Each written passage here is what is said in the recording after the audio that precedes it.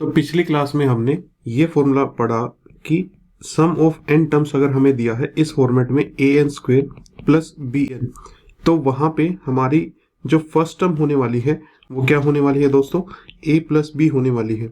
और हमारा जो कॉमन डिफरेंस होने वाला है वो ये जो एन स्क्वेयर के साथ जो भी नंबर लिखा रहेगा उसका डबल कर देंगे हम, तो उस तरीके से हमें फर्स्ट टर्म और हमारा कॉमन डिफरेंस मिल जाएगा। अब जैसे ये हमारा एक प्रीवियस ईयर क्वेश्चन है एनडीए का, ठीक है, ये एनडीए का प्रीवियस ईयर क्वेश्चन है आपका, और उसमें ये पूछा गया था कि अगर सम ऑफ एन टर्म्स आपका P N plus N into N minus one into Q divided by 2 है तो आप उसमें कॉमन डिफरेंस निकालिए। तो बेसिकली देखिए, कॉमन डिफरेंस निकालने के लिए हमें सिर्फ ये ढूंढना है कि इसमें एन स्क्वेयर वाले टर्म के आगे क्या नंबर होगा। अगर इसको थोड़ा सा सिंप्लीफाई करें तो s n is equal to p into n plus N square minus n और इंटू क्यू और डिवाइड बाई 2, और इसको सिंप्लीफाई करें तो s n is equal to 2np plus N square q और minus N q divide by 2, और इसको थोड़ा सा और सिंप्लीफाई करें तो ये हो सकता है N P plus N square by 2 Q और माइनस एन क्यू। और अब इस फॉर्म से अगर इसको कंपेयर करें तो हमें एन स्क्वेयर का कोफिशिएंट मिल गया है, और एन स्क्वेयर का कोफिशिएंट कितना होगा, एन स्क्वेयर का कोफिशिएंट होगा हमारा क्यू बाई 2। तो ए की वैल्यू जो इस क्वेश्चन में बनती है वो बनती है क्यू बाई 2, क्योंकि देखो ए की वैल्यू वही होगी जो एन स्क्वेयर के साथ जो भी नंबर लिखा होगा, एन स्क्वेयर के साथ यहाँ पे क्यू बाई 2 लिखा है। तो हमारा जो कॉमन डिफरेंस है, कॉमन डिफरेंस 2a यानी कि 2 टाइम्स ऑफ क्यू बाई 2 हो जाएगा, और इसका कॉमन डिफरेंस कितना आ जाएगा, क्यू आ जाएगा।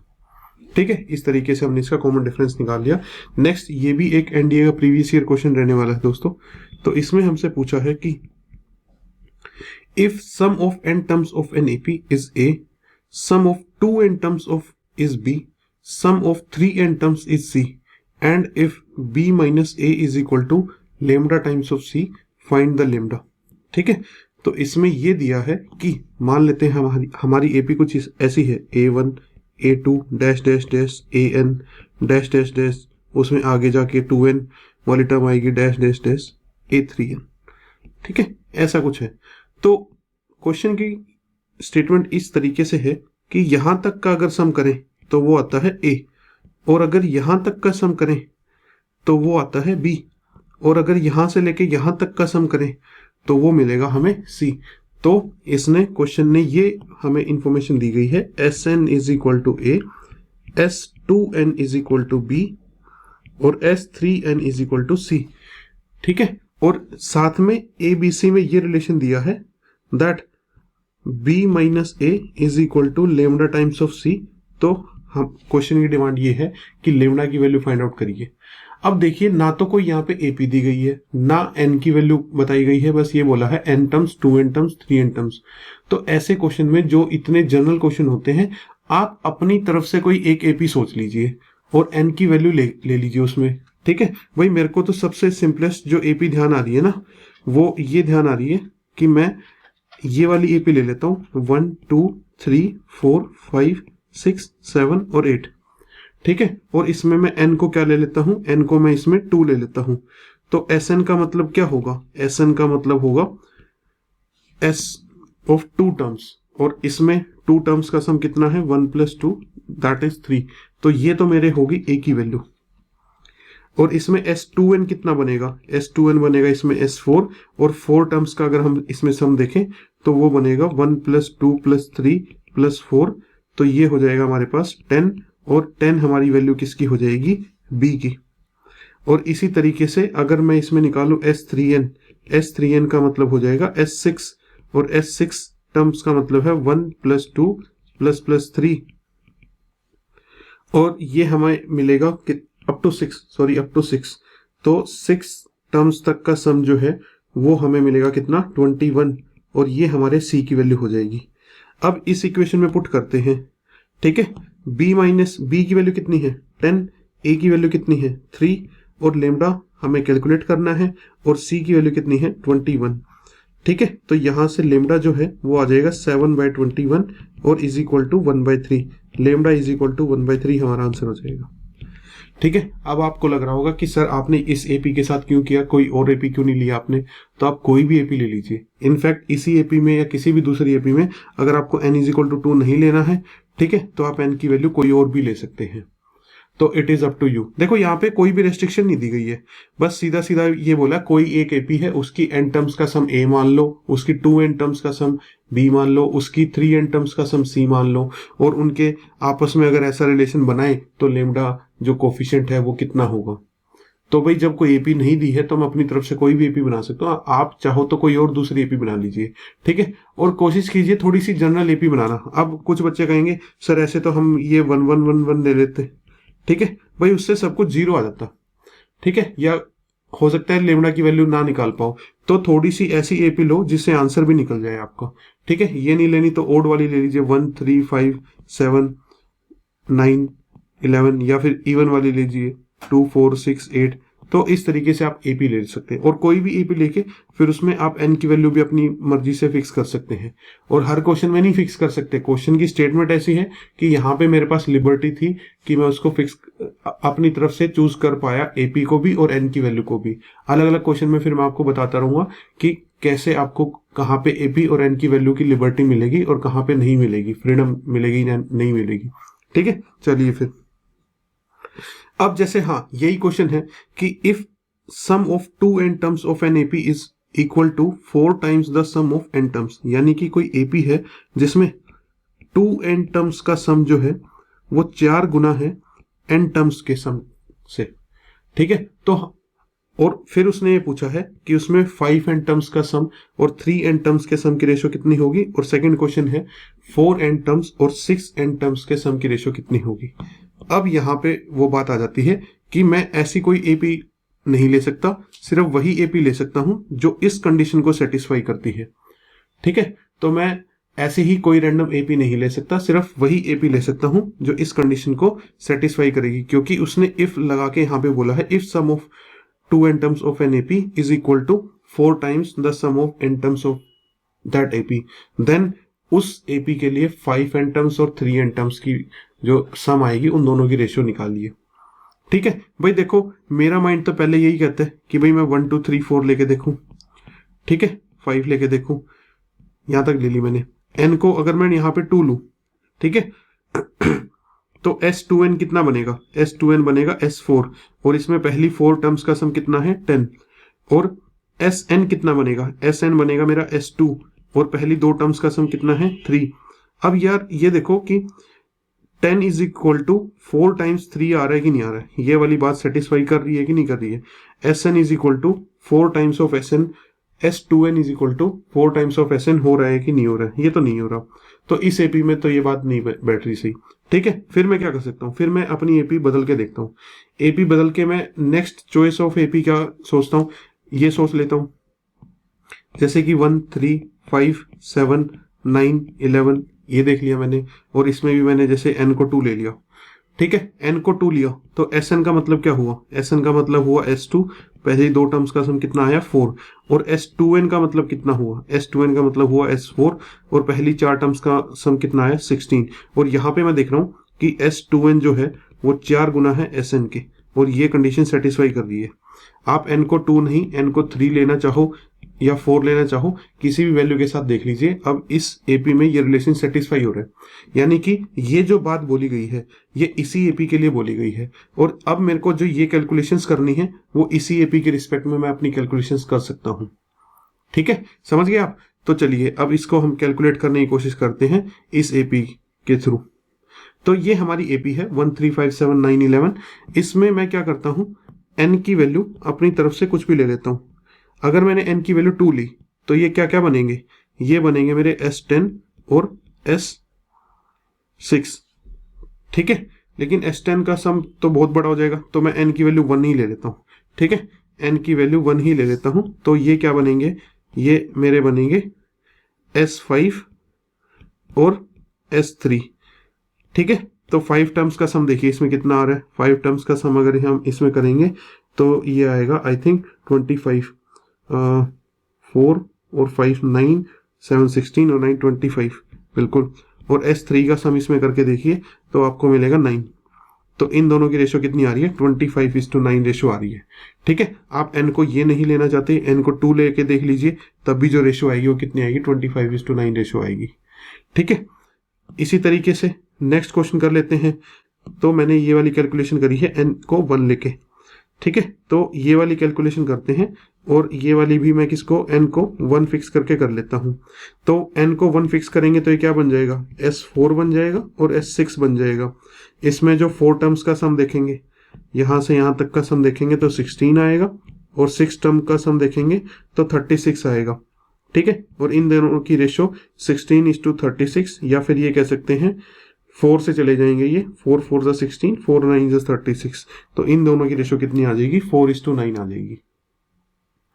ठीक है, तो इसमें देखो, इसमें मेरे पास पूरी लिबर्टी नहीं थी, मेरे पास एक कंडीशन थी कि ऐसी एपी ढूंढ के लेके आनी है जो इस कंडीशन को सेटिस्फाई करती है। तो मैंने पहले एक एपी लेके देखी, फिर दूसरी लेके ट्राई किया, अगर ये भी मेरी जस्टिफाई नहीं करती तो फिर मैं इससे आगे वाली 2 4 6 8 10 इससे ट्राई करके देखता हूँ, या फिर मैं इसके बाद 3 डिफरेंस वाली 1 3 1 4 7 10 इसको लेके देखता। तो जनरली जो ऐसे क्वेश्चन बिल्ट होते हैं वो जनरली इन्हीं 4-5 जो सिंपल वाली एपी होती है इन्हीं के अराउंड बिल्ट होते हैं, और उनसे आपका क्वेश्चन बन जाएगा। अदरवाइज अब ये क्वेश्चन आप फॉर्मूला लगाएंगे, S5n का फॉर्मूला लगाएंगे कि 5n/2 और 2a plus n-1 into D, वो सब करेंगे तो उसमें आपकी कैलकुलेशन बहुत लेंदी होने वाली है। तो मैं आपको सजेस्ट करूंगा इस तरीके से कोई ना कोई एपी ले लीजिए जो क्वेश्चन की कंडीशन को सेटिस्फाई करती हो, और फिर उसी के अकॉर्डिंग आप अपनी आंसर्स को कैलकुलेट कर सकते हैं। ठीक है, चलिए अब एक चीज लास्ट में इस पे बताना चाहूंगा इस पेज पे, जैसे ये वाला जो सम होता है 1 3 5 7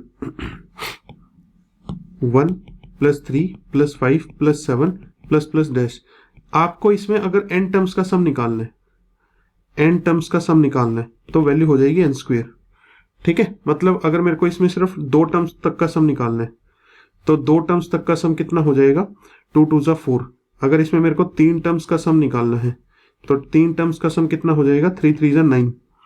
ठीक है, तो आपको इसमें जितनी भी नंबर ऑफ टर्म्स का सम चाहिए उतना ही हो जाएगा। ये किसके लिए, सिर्फ इस वाली एपी के लिए है। इसको क्या बोल सकते हैं हम, sum of odd natural numbers, sum of odd natural, sum of first order natural numbers, first बोलेंगे फर्स्ट ऑर्डर नेचुरल नंबर्स। तो वो आप किस फॉर्मूले से कर सकते हैं, n² के फॉर्मूले से। मतलब अगर आपको पहले 10 ऑर्डर नेचुरल नंबर्स का सम चाहिए तो वो सीधा 100 आ जाएगा। 1 + 3 + 5 + 19 तक अगर आप देखेंगे पहले 10 नेचुरल नंबर आपको मिलेंगे तो उसका सम आपका 100 आ जाएगा। ठीक है, तो इस तरीके से। चलिए अब 4 या 5 स्पेशल केस है जो आपको थोड़े से मैं ये कहूंगा कि याद टाइप करने पड़ेंगे, रिमेंबर रखने पड़ेंगे आपको, ताकि आप पेपर में इनसे रिलेटेड जो एपी का जो क्वेश्चन आएगा वो आपका यूं सेकंड्स में सोल्व हो जाएगा। ठीक है, अदरवाइज आप प्रूफ में जाएंगे, कंसेप्ट में जाएंगे तो उसमें बहुत टाइम लगेगा। तो सिर्फ 4 या 5 ही केसेस हैं, तो इसको आप ये कर लेना, अभी मेरे साथ साथ पढ़ो इनको, फिर आप अपने जो है स्टडी टेबल के पे या फिर कहीं पे वॉल पे जहां पे आप उसको 4-5 बार बार बार स्टडी कर सकें। ठीक है, तो वहां पे इसको पेस्ट करके रखिए और 3-4 दिन में आपको ये अच्छे से याद हो जाएंगे। ठीक है, तो इसमें सबसे पहले एक एपी आती है स्पेशल, ये कुछ स्पेशल टाइप्स ऑफ एपी हैं। ठीक है, स्पेशल टाइप्स ऑफ एपी बोल सकते हैं इनको आप। इसमें सबसे पहले नंबर पे आती है कि ऐसी एक एपी है जिसकी mth टर्म का m गुना, यानी कि m times of mth term is equal to n times of nth term. मतलब कि कुछ ऐसा है, कोई एपी ऐसी है, एग्जांपल लेके बताता हूं मैं, जैसे कि चौथी टर्म का 4 गुना इज इक्वल टू 5वीं टर्म का अगर 5 गुना, अगर ऐसा है किसी एपी में, अगर ऐसा है देन उसकी जो m + nth टर्म होगी ना वो कितनी होगी, 0। यानी कि इस एग्जांपल में m + n कितना बन रहा है, 9, तो उसकी जो 9th टर्म होगी, जो उसकी 9th टर्म होगी उसकी वैल्यू कितनी होगी, 0 होगी। एक और एग्जांपल ले लेते हैं, मान लो कोई ऐसी एपी है कि भाई उसका 10 times of 10th term is equal to 15 times of 15th term. अगर ऐसा है किसी के लिए तो आप ये कंक्लूजन बता सकते हो कि उसकी जो 25वीं टर्म होगी उसकी वैल्यू कितनी होगी, 0 होगी। ये हमारी फर्स्ट स्पेशल टाइप की एपी है। m times of mth term is equal to n times of nth term अगर है तो m plus nth term is equal to 0 आएगी। ठीक है, अगर आपको ये समझ में आ गया है तो एक बार ये एग्जांपल का आंसर दीजिए कि ये क्या होगा। अगर किसी एपी में 17th टर्म का 17 times is equal to 13 times of 13th term, तो उसकी 30th टर्म कितनी होगी। ठीक है, सेकंड नंबर पे जो हमारी स्पेशल एपी है वो कहती है if pth term of an AP is equal to Q. ठीक है, यानी कि किसी एपी की pth टर्म की वैल्यू कितनी है, क्यू है, और qth टर्म जो है वो किसके इक्वल है, p के इक्वल है। तो qth टर्म जो है उसकी वो किसके इक्वल है, p के इक्वल है। देन पहला रिजल्ट तो ये कि p प्लस qth टर्म जो होगी उसकी वो किसके इक्वल होगी, 0 के इक्वल होगी। ठीक है, पहला रिजल्ट क्या कहता है कि उसकी जो p प्लस qth टर्म होगी वो 0 होगी और उसकी जो nth टर्म होगी वो किसके इक्वल होगी, p plus Q minus n के इक्वल होगी। इसका भी एक एग्जांपल लिख लेते हैं। ये क्या कहना चाहता है, ये कहना चाहता है कि अगर कोई ऐसी स्पेशल टाइप की एपी है जिसमें ये बात जस्टिफाई होती है कि लेट्स से सेवंथ टर्म जो है उसकी वो इक्वल है उसके 12th टर्म के। ठीक है, ऐसा कुछ है, नहीं ये ले लेते हैं, सही से लिख लेते हैं। जो उसकी 7th टर्म है वो 12 के इक्वल है और जो उसकी 12th टर्म है वो 7 के इक्वल है। अगर ऐसा किसी में है तो पहला कंक्लूजन तो आप ये बना सकते हैं कि उसकी जो 19th टर्म होगी वो 0 होगी, यानी कि p प्लस qth टर्म वो 0 होगी। जैसा हमने यहाँ पे किया था वही बात हम यहाँ पे बोल रहे हैं। ठीक है, और दूसरी टर्म ये कहता है, दूसरा कंक्लूजन ये कहता है कि उसकी जो nth टर्म होगी वो आपकी होगी 12 प्लस 7 माइनस n, यानी कि उसकी जो nth टर्म होगी वो बनेगी आपकी 19 माइनस n। और अब आप इस फॉर्मूले से उसकी कोई सी भी टर्म निकाल सकते हैं, पहली दूसरी तीसरी कोई सी भी नंबर की टर्म निकाल सकते हैं। आप कहेंगे सर हमें पहली टर्म बता दो, तो पहली टर्म होगी 19 माइनस 1 यानी कि 18 और उसकी सेकेंड टर्म होगी 19 माइनस 2 यानी कि 17। ठीक है, ऐसा कब है, ऐसा जब है जब 7th टर्म की वैल्यू 12 है और 12th टर्म की वैल्यू 7 है, pth टर्म की वैल्यू q है और qth टर्म की वैल्यू p है। ऐसा अगर होता है तो ये दो कंक्लूजन आप वहां पे ड्रॉ कर सकते हैं। पहला तो ये कि उन दोनों नंबर्स का सम 7 और 12 का सम कर लीजिए तो 19th टर्म तो आपकी 0 होगी और उसकी nth टर्म जो होगी वो क्या होगी, 19 माइनस n। ठीक है, और फिर 19 माइनस n में n की जो मर्जी आप वैल्यू पुट करके उसकी कोई सी भी टर्म आप कैलकुलेट कर सकते हैं। ठीक है, थर्ड हमारा स्पेशल केस ये है एपी का कि अगर कभी ऐसा होता है क्या कि pth term of an AP is equal to 1 by Q और qth term of an AP is 1 by P. मतलब कि अगर किसी की एपी की pth टर्म की वैल्यू तो 1 बाई क्यू है और qth टर्म की वैल्यू 1 बाई पी है, अगर ऐसा कभी होता है तो वहां पे आप दो कंक्लूजन ड्रॉ कर सकते हैं। पहला कंक्लूजन क्या रहने वाला है कि उसकी जो फर्स्ट टर्म होने वाली है वो 1/pq रहने वाली है। दूसरा कंक्लूजन आप ये ड्रॉ कर सकते हैं उसका जो कॉमन डिफरेंस रहने वाला है वो भी 1/pq रहने वाला है। तीसरा कंक्लूजन आप ये ड्रॉ कर सकते हैं कि उसकी जो pqth टर्म रहेगी वो कितनी रहेगी, 1 रहेगी। और फाइनल कंक्लूजन आप ये ड्रॉ कर सकते हैं वहां पे कि उसमें pqth टर्म का सम, मतलब यहां इस टर्म तक के सम spq का मतलब क्या है, pq नंबर वाली जो टर्म है उस तक सभी टर्म्स का सम जो होगा वो कितना होगा, pq प्लस 1 डिवाइडेड बाई 2। ये चार कंक्लूजन आप ड्रॉ कर सकते हैं अगर कोई एपी ऐसी कंडीशन जस्टिफाई करती है तो। एक एग्जांपल ले लेते हैं ताकि हमें थोड़ा सा याद सा रहे इसमें। ठीक है, एग्जांपल ये लूंगा मैं कि अगर मैंने ये लिया एग्जांपल कि भाई कोई एपी है उसकी 10th टर्म तो है 1/5 और उसकी 5th टर्म है वो है 1/10। ठीक है, ऐसा ले लिया मैंने, तो क्या क्या कंक्लूजन बनेंगे। पहला कंक्लूजन तो ये बनेगा कि उसकी जो फर्स्ट टर्म है वो 1/50 बनेगी। दूसरा कंक्लूजन ये बनेगा उसका कॉमन डिफरेंस है वो भी 1/50 बनेगा। तीसरा कंक्लूजन ये है कि उसकी जो 50वीं टर्म है उसकी वैल्यू 1 बनेगी। ठीक है, P और Q को मल्टीप्लाई कर रहे हैं हम, तो P हमारा यहाँ पे 10 है और Q हमारा यहाँ पे 5 है, तो दोनों को मल्टीप्लाई कर रहे हैं। और लास्ट कंक्लूजन ये बनेगा, फोर्थ कंक्लूजन मैं यहाँ पे लिख देता हूँ। फोर्थ कंक्लूजन ये बनेगा कि उसकी जो 50 टर्म तक का सम होगा SPQ, वो कितना होगा, 50 प्लस 1/2 यानी कि 51/2 या 51/2। ठीक है, अगर उसकी 50 टर्म्स तक का सम चाहिए तो वो ये होगा। किस एपी के लिए किया है हमने काम, कुछ ऐसी एपी है। ठीक है, तो अब आप मेरे को ये बताइए, अगर मैं एग्जांपल ऐसा लेता हूं, ठीक है, इसको हटा देते हैं यहां से।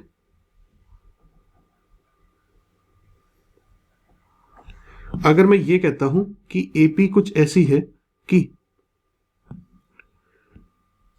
उसकी जो है 7th टर्म है वो तो 1/5 के इक्वल है और 5th टर्म जो है वो 1/7 के इक्वल है, तो 1 2 3 4 जो जो कंक्लूजन आप ड्रॉ कर सकते हैं वो बताइए क्या क्या कंक्लूजन आपको मिलेंगे यहाँ पे। मतलब कि उसकी फर्स्ट टर्म क्या होगी, उसका कॉमन डिफरेंस क्या होगा, उसकी 35वीं टर्म क्या होगी, ठीक है, और उसकी 35 टर्म तक का सभी का सम कितना होगा, इनके क्या कंक्लूजन आपको मिलते हैं। ठीक है, तो ये करिए, फिर उसके बाद हम आगे बढ़ते हैं। नेक्स्ट जो हमारी स्पेशल टाइप की एपी है उसमें ये कहता है अगर m टर्म्स तक का सम n के इक्वल है और n टर्म्स तक का सम m के इक्वल है। ठीक है, मतलब कि ये कहता है कि अगर ऐसा है किसी एपी की m टर्म्स तक का सम n है, एग्जांपल ले लेता हूं मैं डायरेक्ट, कि अगर किसी एपी की 10 टर्म का सम 15 है और 15 टर्म्स तक का सम जो है 10 है, तो आप जो कंक्लूजन ड्रॉ कर पाएंगे वो क्या होगा, वो ये होगा कि उसकी 25 टर्म्स तक का सम जो आएगा वो कितना आएगा, -25 आएगा, SM + n। ठीक है, m और n को ऐड कर दीजिए आप, तो 10 + 15 यानी कि 25, 25 टर्म तक का सम कितना होगा, -25, -m + n। तो ये कंक्लूजन हम इस एपी के लिए ड्रॉ कर सकते हैं। लास्ट स्पेशल टाइप की हमारी एपी बच जाती है, वो ये है कि अगर आपकी किसी एपी में m टर्म्स का सम n टर्म्स के सम के इक्वल है। ठीक है, एक एग्जांपल लिखूंगा मैं कि अगर कभी ऐसा है कि किसी एपी में जो है 14 टर्म्स का सम 6 टर्म्स के सम के इक्वल है, उसकी एपी की अगर आप 6 टर्म्स का सम निकालें तो भी वो इतना आ रहा है कि जितना 14 टर्म्स का सम निकालने पे आ रहा है। दोनों नंबर ऑफ टर्म्स का 6 टर्म्स तक का सम और 14 टर्म्स तक का सम बराबर आ रहे हैं, तो आप ये कंक्लूजन कर सकते हैं कि 20 टर्म्स का जो सम आएगा वो कितना आएगा, 0 आएगा। ठीक है, तो ये 5 केस आपको किसी न किसी तरीके से याद रखने हैं। आप सिर्फ इस स्टेटमेंट को ना लिखिए, बल्कि इसके साइड में मैंने जो एग्जांपल बताया है वो भी लिख लीजिए। जैसे इस स्टेटमेंट के पैरेलल में ये वाला एग्जांपल लिख लीजिए, फिर आपको थोड़ा सा आसानी रहेगी याद करने में। और पेपर में देखो एमसीक्यू है, वहां पे ऑप्शन तो आपके सामने लिखा ही रहेगा। ठीक है, तो उस ऑप्शन को आप देख के थोड़ा जल्दी पहचान जाओगे कि अच्छा यहाँ पे 0 होना था या फिर -m + n होना था, इस तरीके से। बट फिर भी आप इनको थोड़ा सा मेमोराइज करने की कोशिश कीजिए। और अगर आपको प्रूफ चाहिए तो एनसीईआरटी के 11th क्लास की जो एनसीईआरटी है उसके क्वेश्चंस में से ही मैंने ये रिजल्ट्स उठाए हैं। प्रूफ इसलिए नहीं करवा रहा क्योंकि वो हमारे काम की चीज नहीं है, हमें उस पर इतना फोकस नहीं करना है, डायरेक्टली सिर्फ रिजल्ट्स यूज करने हैं हमें। ठीक है, तो चलिए आगे चलते हैं। फिर अब आ जाता है हमारा, मतलब इस क्लास का मेन टॉपिक कह सकता हूं मैं, प्रॉपर्टीज ऑफ एपी। हमने एपी के बारे में पढ़ लिया, हमने nth टर्म पढ़ ली है, हमने रिवर्स में पढ़ लिया कि पीछे से nth टर्म कैसे निकालनी है, हमने जो है सम ऑफ n टर्म्स पढ़ लिया है। ठीक है, और कुछ और चीजों को जाना हमने कि कैसे हम अगर Sn दिया है तो a और d कैसे निकाल सकते हैं। अब आ जाती है बात एपी की प्रॉपर्टीज की। पहली प्रॉपर्टी कहती है if a constant is added to or subtracted from each term of an AP, then the resulting sequence is also an AP with the same common difference। मतलब अगर मान लो मेरे पास AP ये है A1, A2, A3 और dash dash dash AN, और late से इसका जो कॉमन डिफरेंस है वो कितना है, D है। तो अगर मैं ये करता हूं कि इस AP में हर टर्म में कुछ फिक्स नंबर ऐड कर देता हूं या फिर माइनस कर देता हूं, हर टर्म में सेम नंबर या तो ऐड कर देता हूँ या सेम नंबर सब्ट्रैक्ट कर देता हूँ। तो ऐड होने के बाद या माइनस होने के बाद जो नई सीरीज आएगी वो भी एक एपी ही होगी और उसका भी कॉमन डिफरेंस उतना ही होगा जितना इसका कॉमन डिफरेंस था। यानी कि मैं क्या कहना चाह रहा हूँ, अगर मैंने ये काम किया a1 प्लस के, a2 प्लस के, a3 प्लस के और dash dash dash an plus के, तो ये भी आपकी एपी ही रहेगी और इसका भी कॉमन डिफरेंस कितना रहेगा, इसका भी कॉमन डिफरेंस आपका डी ही रहेगा। और सेम गोज फॉर माइनस, अगर मैं माइनस भी कर देता हूं तो भी मेरा ये एपी ही रहेगी और उसका भी कॉमन डिफरेंस कितना रहेगा, डी रहेगा। एक एग्जांपल लिख देता हूं मैं आपके लिए, जैसे कि ये है कि 2, 4, 6, 8 और 10, क्या ये एपी है? बिल्कुल है। क्या इसका कॉमन डिफरेंस हमारे पता है? इसका कॉमन डिफरेंस 2 दिखाई दे रहा है। अब मैं हर एक टर्म में +3 कर देता हूं, तो 2 + 3 5 हो जाएगा, 4 + 3 7 हो जाएगा, 6 + 3 9 हो जाएगा, 8 + 3 11 हो जाएगा। ठीक है, आपको दिख रहा होगा ये भी एपी है और इसका भी कॉमन डिफरेंस कितना है, 2 है। माइनस के लिए भी ऐसा ही होगा।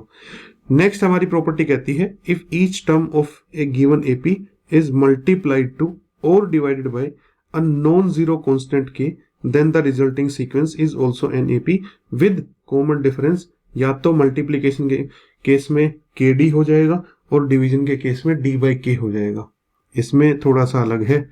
इसमें अलग क्या है कि अगर हमारे पास एपी ये है a1, a2, a3 और डैश डैश डैश an, अगर ये हमारी एपी है और इसका जो कॉमन डिफरेंस है वो कितना है, d है, तो अगर मैं इस एपी की हर टर्म में या तो k मल्टीप्लाई कर देता हूं कोई नॉन जीरो नंबर या किसी नॉन जीरो नंबर से इस एपी की हर टर्म को डिवाइड कर देता हूं, तो जो रिजल्टेंट सीरीज मिलेगी वो भी एपी ही मिलेगी, लेकिन उसका कॉमन डिफरेंस सेम नहीं रहेगा, कुछ चेंजेस होंगे।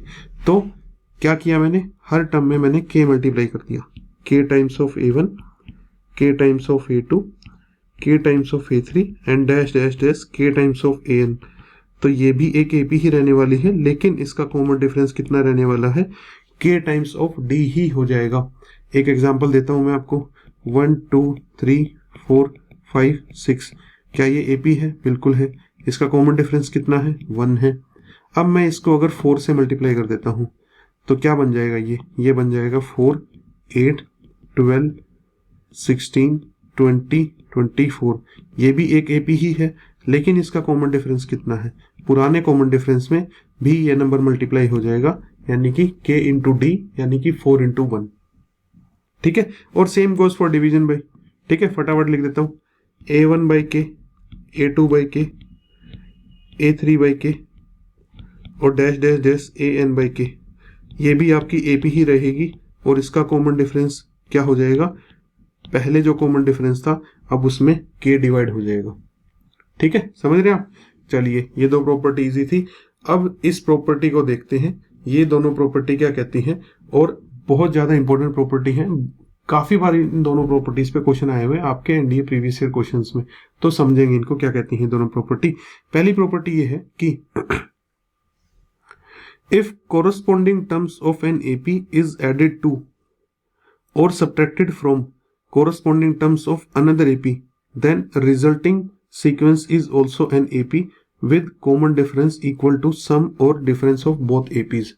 अब हमारे पास दो AP हैं और दो AP की corresponding terms को या तो ऐड कर दें या सब्ट्रैक्ट कर दें। मतलब दोनों AP की या तो पहली टर्म ऐड कर दें, दूसरी टर्म ऐड कर दें, तीसरी टर्म ऐड कर दें, फोर्थ चौथी टर्म ऐड कर दें, पांचवी टर्म ऐड कर दें, ऐसे करते जाएं।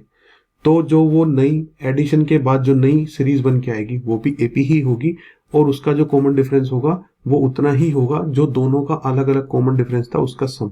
अगर मैं इसको लिख के बताऊं तो कुछ ऐसे बात है ये कि a1, a2, a3 और डैश an, ये हमारी एपी नंबर 1 है और इसका कॉमन डिफरेंस मान लेते हैं हम d1 है।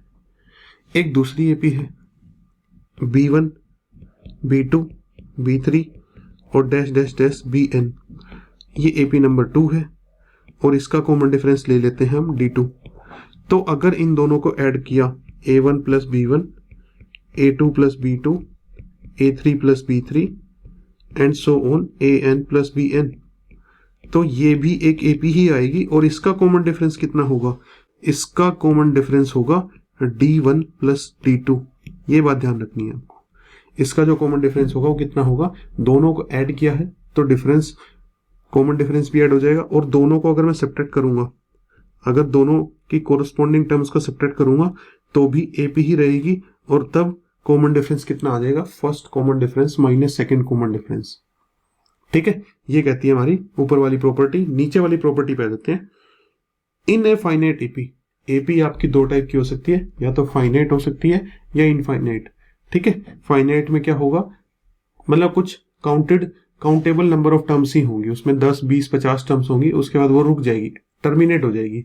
और इनफाइनाइट एपी का मतलब क्या है? चलती रहेगी, उसमें नंबर ऑफ टर्म्स रुक नहीं रही है, एक के बाद आ ही रही है। ठीक है, तो sum of terms equidistant from the beginning and ending is always same. मतलब कि पहली और आखिरी टर्म का सम, दूसरी और सेकंड लास्ट टर्म का सम, तीसरी और थर्ड लास्ट टर्म का सम, ये जो आपस में सारे सम आएंगे ये हमेशा इक्वल होंगे। क्या कहने का मतलब इसका, कि जैसे कि एक एग्जांपल से मैं बात करना चाहूंगा। 1 3 5 7 9 11 13 और 15, ये हमने एक फाइनाइट एपी ले ली। अब ये कहता है sum of terms equidistant from the beginning and ending. Equidistant मतलब स्टार्टिंग से भी उतनी ही दूर और एंडिंग से भी उतनी दूर। जब भी आप ऐसी इक्विडिस्टेंट वाली टर्म उठाएंगे, मतलब इधर से स्टार्टिंग वाली उठा रहे हो, फर्स्ट उठा रहे हो तो लास्ट वाली, सेकंड उठा रहे हो तो सेकंड लास्ट, थर्ड उठा रहे हो तो थर्ड लास्ट, ऐसे अगर टर्म्स उठाओगे तो उनका जो सम करोगे वो हमेशा कांस्टेंट आएगा। अब आप यहाँ पे ये देखिए, A1 और 15 का सम कितना आ रहा है? 16 आ रहा है। 3 और 13 का सम कितना आ रहा है? 16 आ रहा है। 5 और 11 का सम कितना आ रहा है? 16 आ रहा है। 7 और 9 का सम कितना आ रहा है? 16 आ रहा है। ये है इसका मतलब, फर्स्ट और लास्ट टर्म का sum is equal to second और सेकंड लास्ट टर्म का सम, थर्ड और थर्ड लास्ट टर्म का सम, फोर्थ और फोर्थ लास्ट टर्म का सम हमेशा इक्वल होगा। बहुत बार इस प्रॉपर्टी पे क्वेश्चन आया हुआ है, प्लीज इसको समझिए और याद रखिए। इसको अब मैं जनरल टर्म में लिखने जा रहा हूँ, कैसे इक्वेशन फॉर्म में इसको लिखा जा सकता है। मान लो मेरे पास कोई एपी है, A1 A2 A3 A4 and dash dash dash AN-3 AN-2 AN-1 और AN, ये मेरी एक फाइनाइट एपी है। तो यहां पे कहने का मतलब ये है कि first term plus last term is equal to second term plus second last term is equal to third term plus third last term is equal to fourth term plus fourth last term और is equal to so on. इस तरीके से चलता रहेगा। ठीक है, समझ रहे हैं अब आप? थोड़ा सा याद रखने के लिए देखिए, हर बार n+1 सम आ रहा है। 1 और n का सम करेंगे n+1 आएगा, 2 और n-1 का सम करेंगे n+1 आएगा, 3 और n-2 का सम करेंगे तो कितना आएगा? n+1 आएगा, 4 और n-3 का सम करेंगे तो n+1 आएगा। ये थोड़ा सा याद करने का तरीका है, बट आप बाकी लॉजिक तो समझ ही गए होंगे क्या करना है हमें इसमें। ठीक है, चलिए फिर नेक्स्ट हमारी जो प्रॉपर्टी है वो ये कहती है any term of an AP is average या mean of terms equidistant from it on either side of it. थोड़ा सा मतलब नहीं समझ में आया होगा शायद। वो ये कहता है कि एपी में कोई भी एक टर्म पकड़ लीजिए, जो आपको एपी में जो भी टर्म पसंद आए वो पकड़ लीजिए, और उससे जितने स्टेप इधर एक टर्म मिलेगी उतने ही स्टेप दूसरी साइड एक टर्म चूज करो। तो दोनों साइड बराबर डिस्टेंस पे जो टर्म्स मिली हैं उन दोनों की जब एवरेज लोगे तो वो बीच वाली टर्म आएगी। कहने का मतलब ये है, जैसे कि एग्जांपल लूंगा पहले। अगर हमारे पास ये है 1 3 5 7 9 11 13 15 17 19, आप इसमें कोई भी टर्म पकड़ लीजिए। ठीक है, मान लो मैंने पकड़ लिया, इसमें 15 पकड़ लिया। 15 से 2 स्टेप इधर और 2 स्टेप इधर आपको 2 टर्म्स मिलेंगी। वो कौन कौन सी मिली हैं? एक तो 19 मिली है और एक 11 मिली है। तो ये प्रॉपर्टी ये कहती है कि एनी टर्म, मतलब कि 15 जो है अपने दोनों साइड बराबर डिस्टेंस पे 11 और 19 जो मिलेगी उसका एवरेज होगी। एवरेज कैसे निकालते हैं, दो नंबर्स की एवरेज कैसे निकालेंगे, एवरेज ऑफ 11 एंड 19 कैसे निकालेंगे, 11 प्लस 19 को ऐड करके और 2 से डिवाइड करके। ठीक है, एवरेज भी उसी को बोलते हैं, मीन भी उसी को बोलते हैं। आई थिंक आप स्टैट्स का चैप्टर पढ़ चुके हैं मेरे साथ। ठीक है, तो ये है कि कोई भी टर्म उठा लीजिए। आप कहेंगे सर नहीं हमें तो कोई दूसरी टर्म चाहिए, तो इसको हटा देते हैं, कोई दूसरी टर्म उठा लेते हैं अभी। ठीक है, तो लेट्स से आपने क्या किया, ये 9 उठा लिया और आप कहते हैं सर इससे 4 स्टेप पहले, तो 4 स्टेप पहले ये चले गए हम, 1 2 3 4 स्टेप पहले, और 4 ही स्टेप आगे जाना है, तो ये टर्म। तो 9 जो है वो 1 और 17 की एवरेज आएगी, करके देख लीजिए आप। ठीक है, तो क्या करना है आपको, कोई भी टर्म बीच में है, बीच में मतलब कहीं पे, मतलब बिल्कुल सेंटर वाला बीच में नहीं, मतलब ये वाला, मतलब अगर आप 13 ले रहे हैं तो उसके जितने स्टेप इधर जा रहे हैं, राइट में जा रहे हैं, बैक साइड में जा रहे हैं, उतने ही स्टेप लेफ्ट में या फ्रंट साइड में जाएंगे। तो वो जो दोनों बराबर दूरी पे जो टर्म्स मिलेंगी, उन दोनों की एवरेज निकालने पे वो बीच वाली टर्म आ जाएगी। ठीक है, और इसको अब मैं जनरल टर्म में लिख देता हूं, जनरल सेंस में कैसे लिखा जाएगा। तो अगर हमारी एपी ये है A1 A2 A3 dash dash dash और AK डैश डैश डैश ये, और AK से लेट से मैं P स्टेप्स आगे एक टर्म उठाता हूं, तो वो कौन सी टर्म होगी, AK प्लस P वाली टर्म होगी। और उससे पीछे P टर्म्स पीछे जो टर्म उठाता हूं वो कौन सी होगी, वो होगी मेरी AK माइनस P। ठीक है, इसको थोड़ा सा लिख देता हूं क्लियरली, AK माइनस P। तो P स्टेप्स पीछे और P स्टेप्स आगे जो टर्म मिलेगी, तो उनमें आपस में क्या रिलेशन होगा, ये जो बीच वाली टर्म है कि ये इन दोनों की एवरेज होगी, पीछे वाली P स्टेप्स पीछे और P स्टेप्स आगे वाली जो टर्म होगी, उन दोनों की एवरेज होगी ये, इस तरीके से। ठीक है, तो इसको जनरल में लिख दिया भाई, प्लस P करूंगा K में। ठीक है, जैसे कि एग्जांपल भी लिख देता हूं आपके साथ, वरना आप कंफ्यूज हो जाओगे। जैसे कि मेरा 7th टर्म है, तो इससे 3 स्टेप आगे जाना चाहता हूं, तो कौन सी टर्म मिलेगी, 10th टर्म। और इससे 3 स्टेप पीछे जाऊंगा तो कौन सी टर्म मिलेगी, 4th टर्म। तो जो 7th टर्म है ना, वो 4th टर्म और 10th टर्म की एवरेज होगी, हमेशा होगा ये पी में। ठीक है, किसी भी टर्म को देख लीजिए, किसी भी टर्म को पकड़ लीजिए, उससे उतने ही स्टेप आगे जाइए, उतने ही स्टेप पीछे जाइए, दोनों की एवरेज निकालिए, वो बीच वाली टर्म आ जाएगी आपकी। ठीक है, आई होप आपको ये क्लियर होगा। अब नेक्स्ट कहता है, if an AP has odd number of terms, sum of all terms is equal to n times the middle term. अगर किसी एपी में नंबर ऑफ टर्म्स कितना है, ओड है, मतलब उसमें 3 टर्म है, 5 टर्म है, 7 टर्म है, 51 टर्म है, 101 टर्म है, 77 टर्म्स है, ऐसा कुछ है। ठीक है, तो उसमें जो सबसे मिडल टर्म होगी ना, सबसे बीच वाली जो टर्म होगी, उसको n से मल्टीप्लाई कर दीजिए, मतलब जितने टर्म्स हैं उतने से n से मल्टीप्लाई कर दीजिए, आपको पूरी एपी का सम मिल जाएगा। क्या कहना चाहते हैं हम यहां से, कि मान लीजिए मैं एग्जांपल के थ्रू बताता हूँ, जैसे कि ओड नंबर ऑफ टर्म्स लेनी है, तो मैं ले लेता हूँ 7 टर्म्स ले लेता हूँ। तो ये हो गया मेरे पास 1 2 3 4 5 6 और 7, इसमें नंबर ऑफ टर्म्स कितना है, 7, यानी कि ओड। इसमें मिडल टर्म देख लीजिए, मिडल टर्म कितनी है, 7। तो इस एपी का जो सम आएगा ना S7, वो कितना आएगा, 28 आएगा। मिडल टर्म को नंबर ऑफ टर्म से मल्टीप्लाई कर दीजिए, आपको पूरी टर्म का सम मिल जाएगा। और आप वेरीफाई भी करके देख सकते हैं, 1 + 2 + 3 + 4 + 5 + 6 + 7 कितना आएगा, 28 आएगा। ठीक है, मैं भी करके देख लेता हूँ, ये 3 3 6 और 4 10 और 5 15 और 13 28, बिल्कुल सही है। यानी कि अगर कोई दूसरी एपी लेके देखें हम, जैसे कि ओड नंबर ऑफ टर्म्स लेना है, तो 9 ले लेते हैं, 2 4 6 8 10 12 कितनी होगी, 6 होगी, 14 16 और 18। और 9 टर्म में सबसे बीच वाली टर्म कौन सी है, ये है 10। तो इन दोनों को मल्टीप्लाई करके मेरे को इसका सबका सम मिल जाएगा, और इसका सबका सम कितना होगा, 90 होगा। ये किसके लिए वैलिड है, सिर्फ तभी वैलिड है ये प्रॉपर्टी जब आपकी एपी में नंबर ऑफ टर्म्स कितना होगा, ओड होगा, उसमें 9 टर्म है, 11 टर्म है, 15 टर्म है, 17 टर्म है। एपी चाहे कोई भी हो, एपी चाहे कोई भी हो, उसका कॉमन डिफरेंस कैसा भी हो, फर्स्ट टर्म कैसी भी हो, बट सिर्फ एक ही कंडीशन है, उसकी नंबर ऑफ टर्म्स जो है ओड होनी चाहिए। ठीक है, चलिए फिर हम एक और प्रॉपर्टी पढ़ लेते हैं। ये प्रॉपर्टी कहती है if terms of an AP are chosen at regular intervals then they also form an AP. मतलब आपके पास कोई एपी है, कोई नंबर ऑफ टर्म्स हैं A1 A2 A3, मैं लिख देता हूं A1 A2 A3 और AN। अगर आप इसमें से बराबर डिस्टेंसेस पे कुछ टर्म्स को चूज करते हैं तो उन टर्म्स के थ्रू आप एक नई एपी बनाएंगे।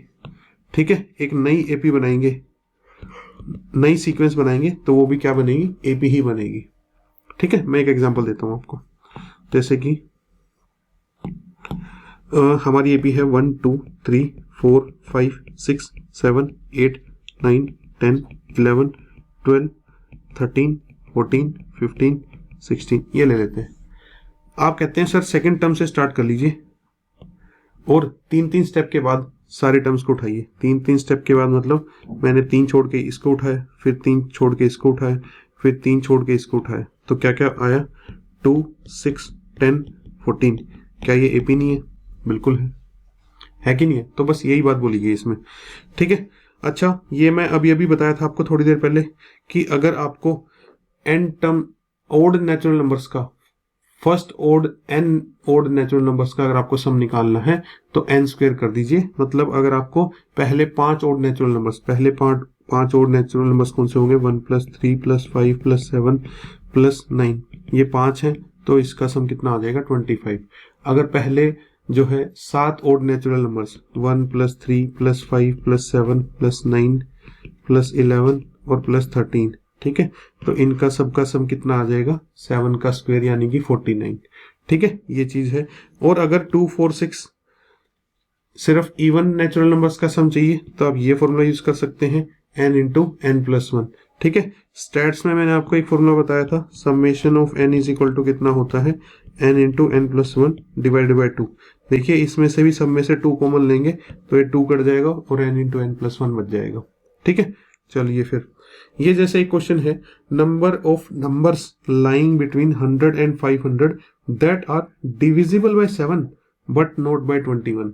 100 से लेके 500 के बीच में ऐसे कितने नेचुरल नंबर्स हैं या कितने नंबर्स हैं जो 7 से तो डिवाइड होते हो लेकिन 21 से डिवाइड ना होते हो।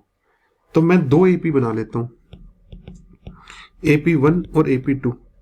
AP1 तो वो बना लेता हूं 100 से 500 के बीच में जिसमें 7 के मल्टीपल्स हैं। ठीक है, 7 के मल्टीपल्स कौन से होंगे, 105 सबसे पहला मल्टीपल है, फिर उसके बाद कौन सा आएगा, इसमें 7 ऐड कर दो, 112 119, ठीक है, 126, इस तरीके से। और 500 से जस्ट पहले कौन सा आएगा, कैसे पता करेंगे, मैंने एक बताया था आपको एक ऐसा क्वेश्चन। तो 500 को आप कर दीजिए 7 से डिवाइड, ठीक है, और रिमाइंडर देख लीजिए कितना आ रहा है। रिमाइंडर इसमें आएगा 7 7 49, 10 7 1 7, 3 रिमाइंडर आएगा। तो 500 में से 3 को माइनस कर दीजिए और लास्ट जो 7 से डिविजिबल जो नंबर है 500 से पहले वो हमारा 497 आ जाएगा। तो अब आप ये करिए, इसमें ये काउंट कर लिए कि इसमें नंबर ऑफ टर्म्स कितनी है, इसमें नंबर ऑफ टर्म्स कितनी है। वो कैसे काउंट करेंगे आप, एक तरीका तो आपको ये पता है कि इसको an मान लेंगे, an = 497, a + n - 1 × d = 497, a इसका 105 है, n हमें निकालना है और d इसका कितना है, 7 है और 497, और यहां से n की वैल्यू आ जाएगी, आपकी नंबर ऑफ टर्म्स आ जाएगा। दूसरी एपी क्या करनी है, दूसरी एपी हमें वो बनानी है जो भाई इस एपी में कुछ इस एपी में कुछ ऐसे नंबर भी होंगे जो 21 से भी डिवाइड होते होंगे। ठीक है, ये सबसे पहले वाला ही देख लीजिए, ये 21 से भी डिवाइड होता है। ठीक है, फिर ये वाला देख लीजिए, ये भी 21 से डिवाइड होता है। तो हमें इनको नहीं काउंट करना, तो क्या करेंगे, इनकी एक अलग ही एपी बना लेंगे। कौन सी एपी बना लेंगे, 105 126, ठीक है, और फिर 147 168 और डैश डैश डैश, और लास्ट देख लीजिए कौन सा आएगा, वो फिर से कैसे निकालेंगे, 500 को 21 से डिवाइड करेंगे तो 21 टू ज़ा 42 और 80 21 टू ज़ा 42 80 और 21 3 ज़ा 63 तो 17 आएगा। 17 माइनस करेंगे तो क्या आ जाएगा इसमें 500 में से ये रिमाइंडर आया हमारा, तो इसमें से 17 माइनस कीजिए तो कितना आ जाएगा 483 आ जाएगा। तो लास्ट नंबर जो होने वाला है 21 से डिविजिबल वो 483 होने वाला है। ठीक है, फिर से रिपीट कर देता हूँ क्या करना है हमें ये देखना है 500 से जस्ट पहले 21 से कौन सा नंबर डिविजिबल है, तो 500 को हम 21 से डिवाइड कर लेंगे। 21 टू ज़ा 42 80 21 3 ज़ा 63 17 रिमाइंडर आ गया है तो 500 में से 17 को माइनस कर दीजिए 483। ऐसे पता करते हैं कि लास्ट नंबर या फर्स्ट नंबर कौन सा डिविजिबल है। ठीक है, तो ये आ गया। अब इसमें भी आप ये काम कर सकते हैं, इसको an मान लीजिए 483 को और n निकाल लीजिए। इस n में से ये वाला n माइनस कर दीजिए, आपको पता चल जाएगा 100 और 500 के बीच में ऐसे कितने नंबर्स हैं। ठीक है, लेकिन एक क्लास में मैंने इसका शॉर्टकट भी बताया था, इतना टाइम वेस्ट करने की जरूरत नहीं है, ऐसे पेपर्स में टाइम नहीं होता हमारे पास। ठीक है, तो उसमें हम क्या करेंगे वो देख लेते हैं।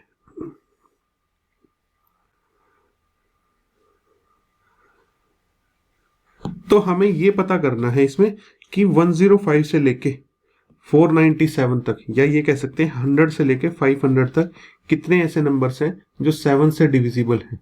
तो इसका मैंने शॉर्ट ट्रिक ये बताई थी आपको, इसको एपी को हटा दो, एपी की जरूरत नहीं है हमें। आप 100 को देख लीजिए, 100 को 7 से डिवाइड कर लीजिए। 100 को 7 से डिवाइड किया तो 14 7 से 98 होता है। तो 14 को नोट कर लिया आपने, क्वोशिएंट को नोट करना है। किसको नोट करना है? क्वोशिएंट को। ठीक है, इसी तरीके से आप 500 को भी डिवाइड करके देख लीजिए।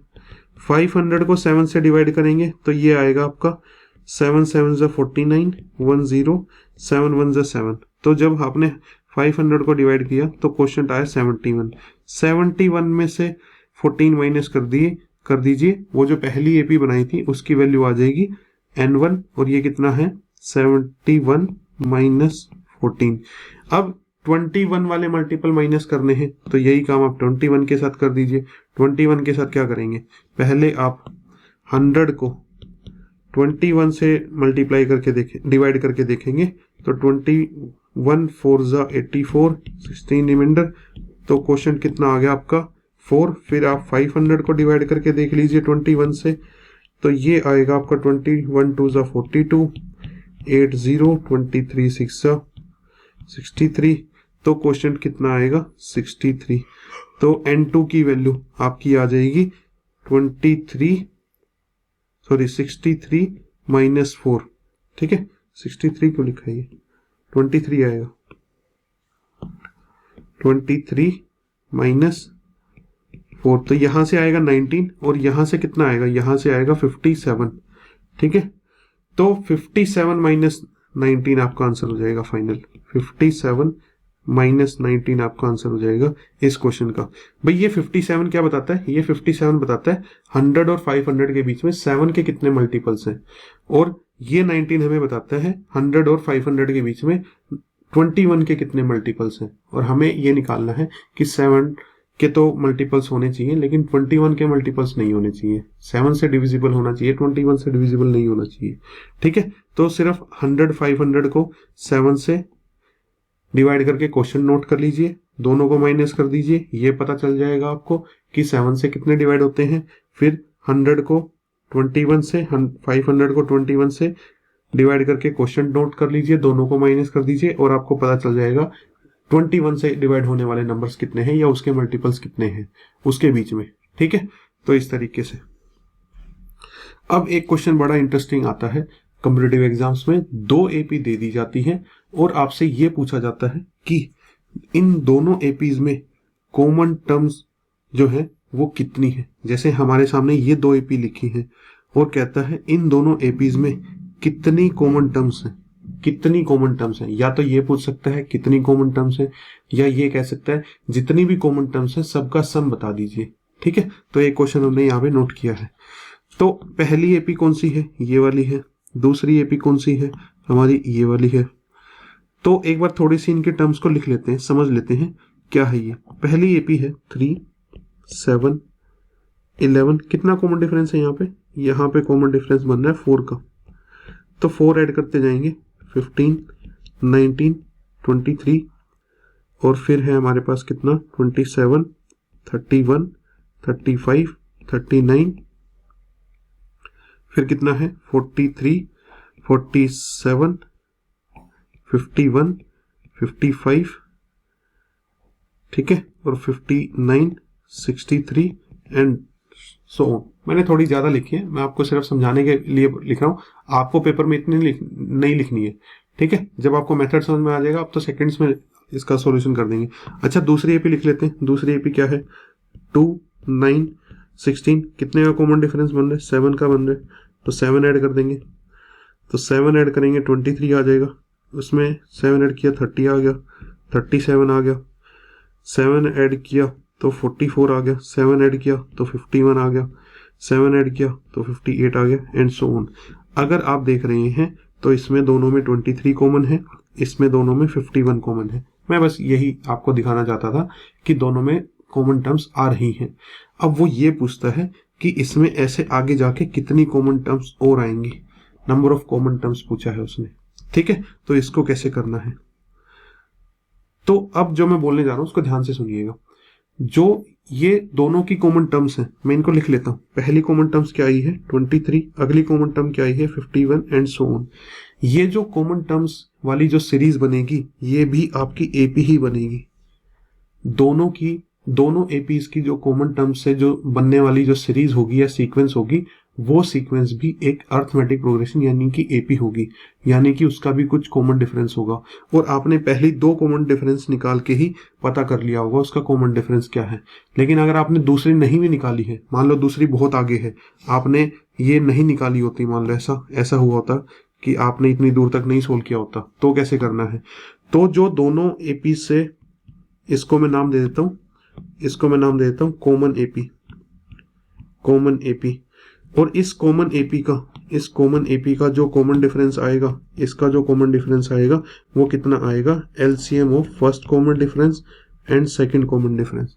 मतलब कि आपके पास जो दोनों एपी दी गई है, पहले वाली का कॉमन डिफरेंस D1 और दूसरे वाली का कॉमन डिफरेंस D2, उन दोनों कॉमन डिफरेंसेस का एलसीएम।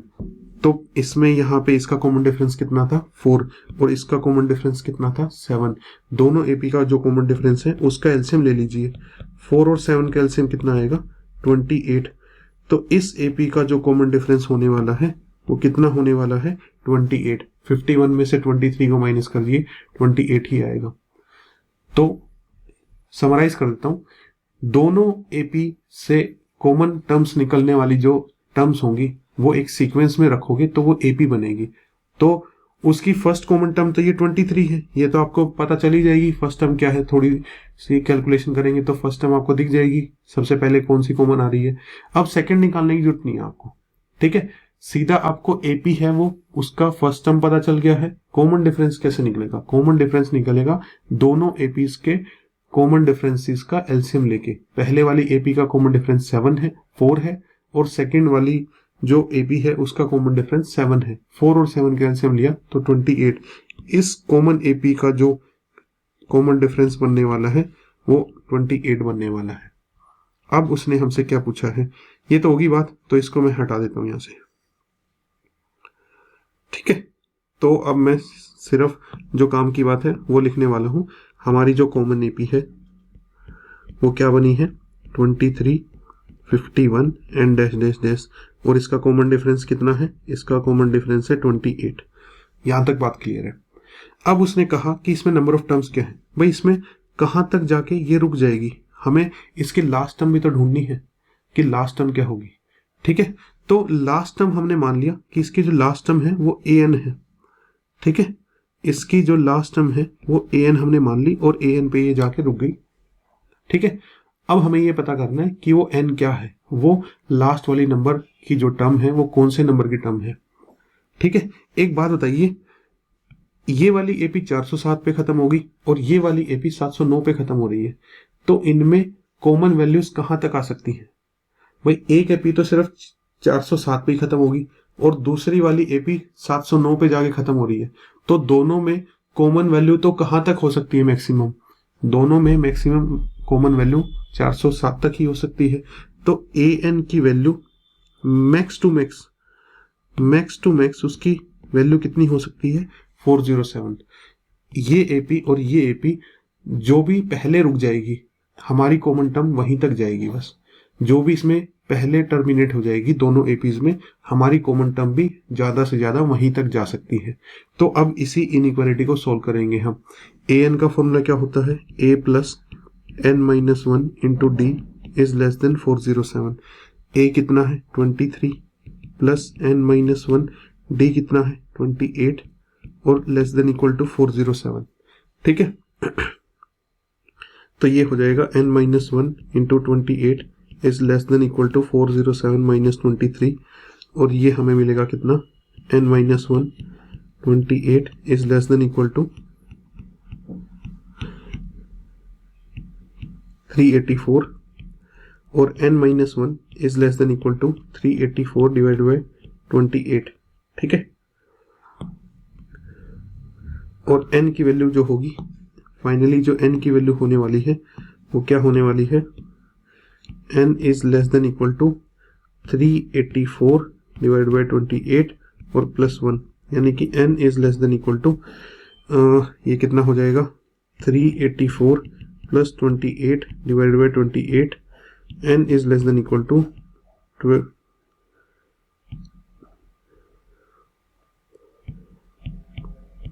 28। ठीक है। अब n की वैल्यू डेसिमल में कैलकुलेट करनी पड़ेगी हमें। डेसिमल में कैलकुलेट करने के लिए क्या करेंगे? 41228 को पहले तो इसको जो है 4 से डिवाइड कर लेते हैं। ठीक है। 4 से डिविजिबल है तो कर लेते हैं। तो ये हो जाएगा 103 और ये हो जाएगा 7। अब करते हैं 103 को 7 से करते हैं तो ये 14, 7 से 98 और ये आया 5। फिर जाएगा हमारे पास ये कितना? 7, 5 तो नहीं जाएगा तो डेसिमल लगाना पड़ेगा। फिर 7 7 पे जाएगा 49।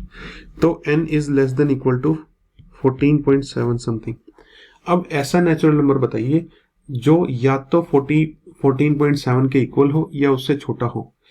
हमारा नेचुरल नंबर जो है वो या तो 14.7 होना चाहिए या उससे कम होना चाहिए। अब 14.7 तो नेचुरल नंबर है नहीं, तो उससे जस्ट छोटा नेचुरल नंबर कौन सा है? n है हमारा 14। तो ये जो है इसमें नंबर ऑफ कॉमन टर्म्स कितनी आ जाएंगी? 14 आ जाएंगी।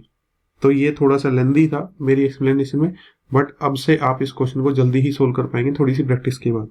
ठीक है। क्या करना है? कॉमन एपी बना लेनी है। कॉमन एपी बनते ही फर्स्ट टर्म मिल जाएगी, उसका कॉमन डिफरेंस एलसीएम से मिल जाएगा, और ये मान लेना है कि इसकी जो लास्ट टर्म है वो इन दोनों में से जो पहले आएगा वहीं तक जाएगी, और इस इनइक्वालिटी को सोल्व कर लेना है।